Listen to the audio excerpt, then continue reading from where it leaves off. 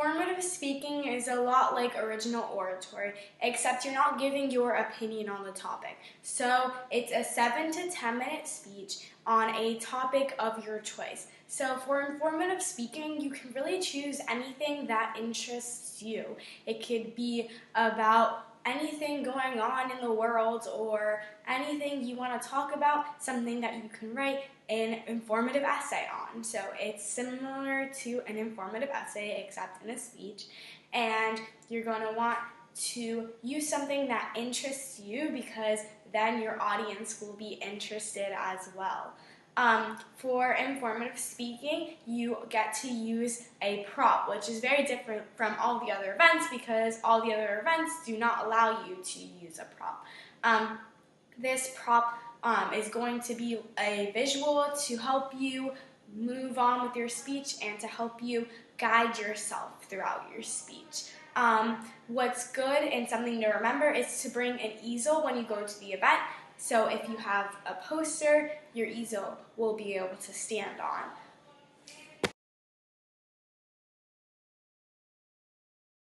So a speech is formatted just like an informative essay, like mentioned earlier. So you're going to start your speech with a hook, something to keep your audience interested and really get their attention, something that has to do with your topic specifically.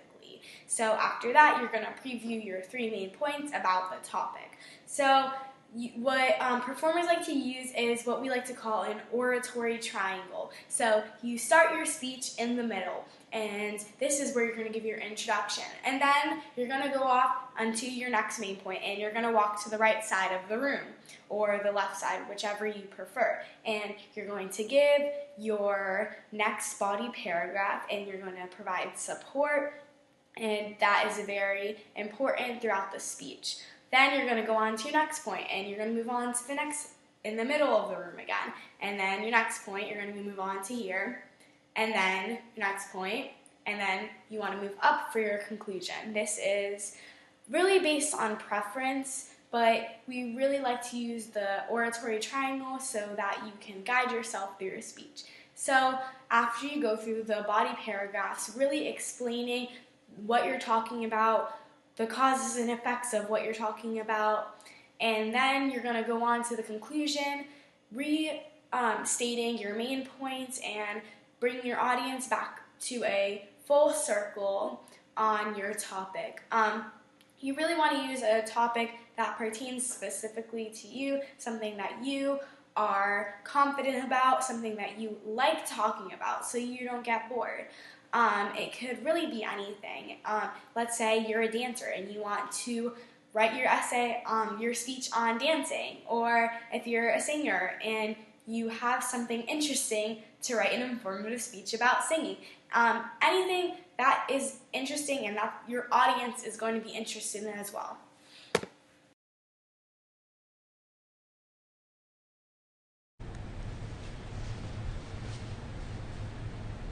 When I was 6 years old, the little engineer in me took it upon myself to build my own telescope. Beautifully crafted with stickers of shimmering stars, that little paper towel roll took my imagination to places I never thought imaginable. Each night, I'd take out my telescope and gaze upon the stars until my mother found out and told me to stop playing with trash. Despite these words of discouragement, I've kept my childhood project all these years to remind myself of the adventures my 6-year-old mind took me on. My space fantasies always included visiting new planets, never just for exploration, but for vacation or permanent residence. It was always just a fantasy until now. In 2015, NASA's Kepler Space Telescope discovered the first Goldilocks planet, a planet with Earth-like conditions known as Kepler 186f. This is revolutionary. Having a planet so closely related to our own opens up the door for opportunities we never thought possible. For the first time, it seems that migration to a new home planet may finally be within our grasp. But before we get ahead, let's go back to educating ourselves on our space fascination and get into exactly what a Goldilocks planet is. Next, we'll see what inferior telescopes NASA's making and how they're handling the searching process. And finally, before Mom yells at us again, we'll see what we've uncovered and how it may affect our future. The exact definition of a Goldilocks planet, as defined by NASA in 2015, is an Earth-like planet in the habitable zone, which is the range of distance from a star where liquid water might pool on the surface of an orbiting planet. To put simply, as the name may help describe, a planet is classified as a Goldilocks planet when it is just the right size and just the right temperature. The only thing that isn't just right about these planets, however, are their distance from the Earth. Take Kepler 186f, for example. It was discovered at a little under 500 light years away, making it impossible to collect any data besides its relative size and temperature. Even if we miraculously discovered technology that travels at the speed of light, we would still never see the face of this planet. Nor would our children, our grandchildren, and so on for about 15 generations. It's for this reason that the discovery of Goldilocks planets go unnoticed and are deemed irrelevant.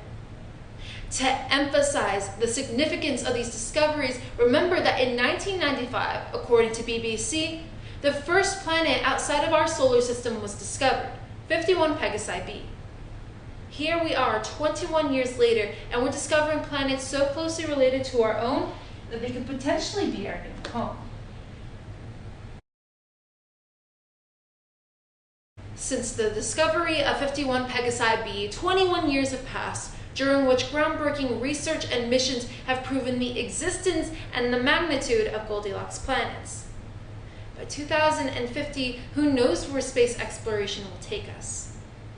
Hopefully, as we dive into the unknown depths of our infinite universe and unveil new additions to our galactical collection, the classic space fascination will be brought back to life.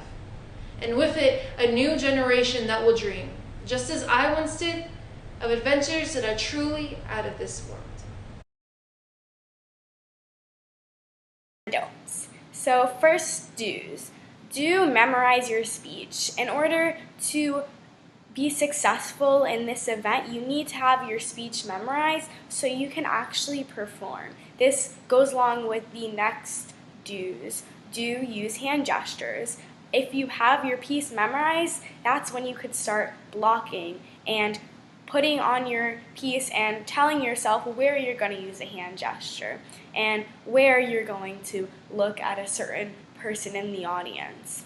The next one is use your knowledge on the topic to get back on track if you forget. If you forget what you're speaking about, you wrote your speech, so the judges are never going to see your specific piece, so talk about what you know and try and bring yourself back to the place that you stopped at.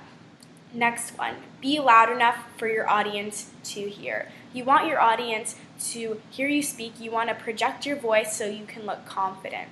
The next one is use voice inflection. You don't want your audience to get bored while you're talking, so this is very important as well. Also, think before you speak. You want your speech to be clear. You want your audience to understand what you're saying. Stay interested.